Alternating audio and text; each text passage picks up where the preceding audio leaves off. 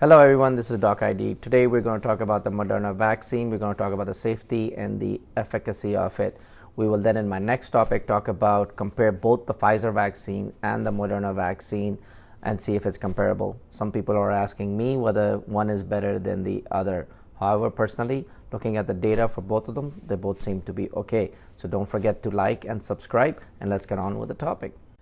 Moderna vaccine. Efficacy and safety of the messenger RNA 1273 SARS coronavirus 2 vaccine, which is also known as the Moderna vaccine. This article was published in the New England Journal of Medicine on 12/30/2020.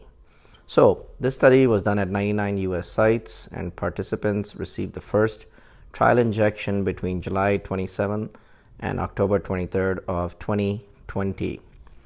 30,420 people underwent randomization, out of which the vaccine group included 14,134 and the placebo group was 14,073. People got two doses, one on day 1 and the second one 28 days later. The first dose was given on July the 2020, and both doses were given on the same arm.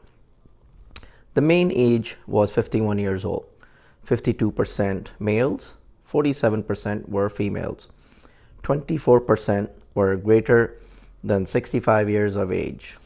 Majority of the participants were white, 79%, Hispanic 20%, and then African Americans 10%. Risk factors included chronic lung disease, cardiac disease, diabetes mellitus, liver disease, and HIV as well. Safety. Vaccine and placebo. Local events included pain, erythema, swelling, and lymphadenopathy. The most common local event was pain at the injection site, 88% versus 18%.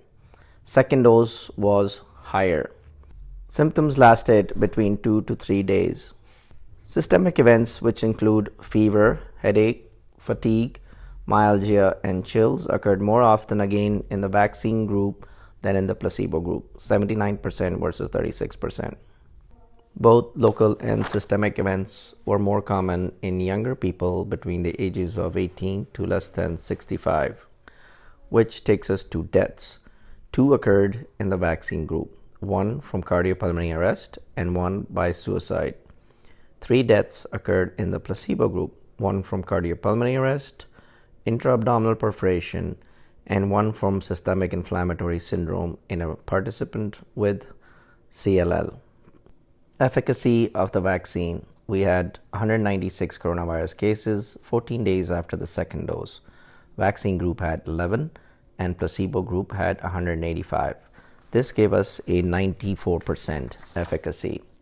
The vaccine efficacy to prevent COVID-19 was very consistent across all age groups, presence with risk of severe COVID, sex, race, and the ethnic group.